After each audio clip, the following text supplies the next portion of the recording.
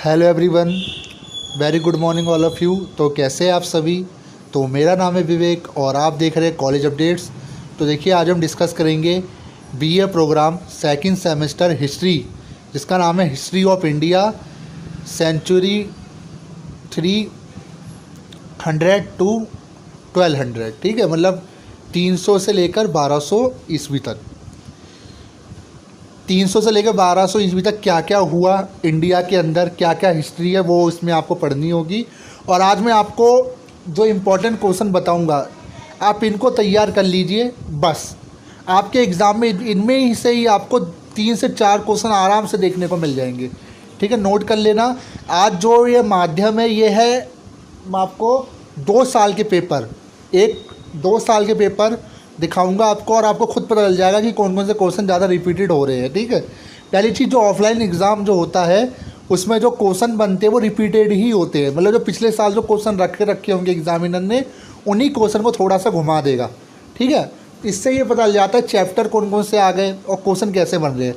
तो आज की वीडियो काफ़ी इंपॉर्टेंट है। अगर आप हमारे चैनल पर पहली बार आए तो चैनल को सब्सक्राइब कर ले और हमारा टेलीग्राम चैनल भी जरूर ज्वाइन कर ले। तो 3 घंटे का टाइम है, 75 नंबर का पेपर है, ये अलग बात है। ठीक है, टोटल 5 पर्सन आपको करने होंगे। तो देख लेते हैं। देखिए, पहला क्वेश्चन है आपका, इलाहाबाद अभिलेख के आधार पर समुद्रगुप्त की उपलब्धियों की चर्चा करें। अब देखिए, ये इन्होंने क्वेश्चन कैसे घुमाया, इन्होंने कह दिया इलाहाबाद अभिलेख।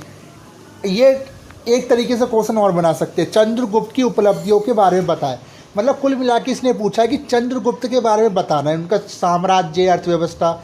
ये सब घुमाने वाली बात है कि जो इलाहाबाद में जो अभिलेख मिले हैं उसमें क्या क्या दिया हुआ था। ठीक है, तो ऐसे क्वेश्चन मिलेंगे। तो ये चंद्रगुप्त वाला तैयार जरूर कर लेना। दूसरा क्वेश्चन है गुप्त वंश, ये जरूर कर लेना, एक चंद्रगुप्त और एक गुप्त वंश। गुप्त वंश की प्रशासनिक व्यवस्था की मुख्य विशेषता क्या क्या है, ये भी इंपॉर्टेंट है, नोट कर लो। ठीक है, तीसरा क्वेश्चन है उत्तर भारत में गुप्तोत्तर काल के दौरान सामाजिक और आर्थिक विकास की विवेचना कीजिए। जो गुप्त काल था उसमें सामाजिक और आर्थिक विकास क्या था। देखिए, यही पूछेगा। हिस्ट्री का मतलब ये है कि 300 से 1200 के बीच में क्या क्या हुआ भारत के अंदर, इन्हीं का साम्राज्य, तो इन्हीं के बारे में आपको पढ़ना होगा। ठीक है, चौथा क्वेश्चन है हर्ष, ये भी एक साम्राज्य था इनका। हर्ष की उपलब्धियों के बारे में बताइए, क्या क्या किया उन्होंने भारत के लिए। पांचवा आ गया, कला तथा स्थापत्य के क्षेत्र में पल्लवों के योगदान का परीक्षण कीजिए। अब देखिए, ये नोट कर लीजिए, पल्लव हो गया, हर्ष हो गया, और आपका ये गुप्त वंश हो गया, और समुद्रगुप्त हो गया। ये आपको नोट करने हैं, इनके बारे में आपको सारा पढ़ना है। साम्राज्य क्या क्या काम करते थे, ठीक है, इनका उद्भव वगैरह, विकास, सब। ठीक है, उसके बाद ये है छठा क्वेश्चन, गुर्जर प्रतिहार, पाल और राष्ट्रकूट के मध्य हुए त्रिपक्षीय संघर्ष पर एक निबंध लिखिए। इन तीनों में जो संघर्ष हुआ उनके बारे में आपको बताना है। सातवां क्वेश्चन है, ग्राम स्तरीय प्रशासन के विशेष संदर्भ में चोल प्रशासन की मुख्य विशेषता क्या है। देखिए, चोल प्रशासन इसमें आपको पढ़ना है। तो ये सब याद रखिए, इसने पूछा किसके बारे में, जैसे चोल प्रशासन के बारे में क्वेश्चन घुमा देगा, मतलब एक ही रहेगा। ठीक है, जैसे अभी पूछा विशेषता क्या है, पूछ लेगा उसमें क्या क्या काम होते थे, ऐसे क्वेश्चन इसमें बनते हैं। आठवां क्वेश्चन है, पूर्व मध्यकाल में राजपूतों के उद्यम। देखिए, पूर्व मध्यकाल से मतलब नहीं है, ये क्वेश्चन ऐसे भी बना सकता है कि बताइए राजपूतों का उदय कैसे हुआ। तो राजपूतों के बारे में आपको बताना है, राजपूत आए कहाँ से। ठीक है, ये भी इंपॉर्टेंट है, नोट कर लेना। 9वां क्वेश्चन है, सिंध पर अरब आक्रमण के क्या कारण थे। सिंध पर जो आक्रमण हुआ था 712 ईडी में, आपको पता ही होगा, सबसे पहला आक्रमण था, उसके बारे में बताइए, उससे क्या प्रभाव पड़ा। सबसे बड़ा प्रभाव ये था, लूट के ले गए।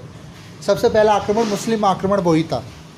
ठीक है, जो अरब से आए थे। ठीक है, तो इसके बारे में आपको पढ़ना है।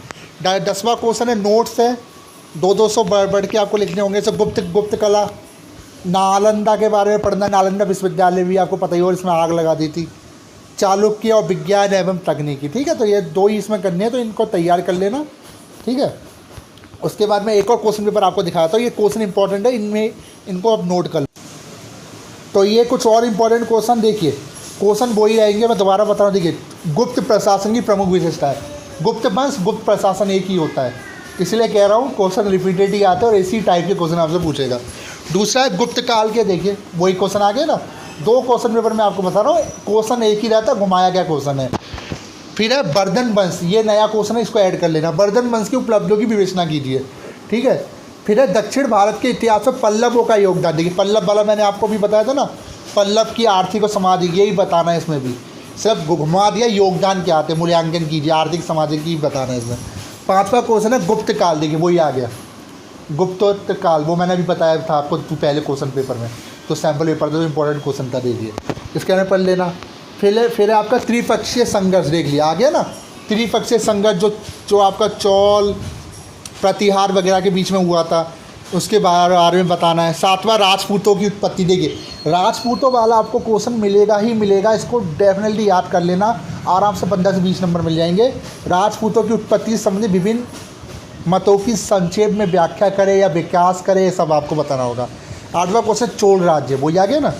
9वां सिंध पर आरब, देखिए वो ही सेम पेपर है, वो ही क्वेश्चन है, मैं सही बता रहा हूँ, जो मैंने आपको बताया इंपॉर्टेंट है, इनको सबको कर लो 10 के 10, इनमें से 3 से 4 क्वेश्चन आपको आराम से ही मिलेंगे, ठीक है। फिर आपका इलाहाबाद अभिलेख, जो भी मैंने आपको बताया था, बाकाटक, बाणभट्ट और राज चोल, ये चोल के बारे में पूछा है। तो ये इंपॉर्टेंट क्वेश्चन थे, इनको आप कर लीजिए आराम से। आपका जो हिस्ट्री ऑफ इंडिया है second semester BA program SOL NCF और रेगुलर का आराम से निकाल दोगे। तो वीडियो कैसे लगी, वीडियो को लाइक कर दे, चैनल को सब्सक्राइब कर दे। थैंक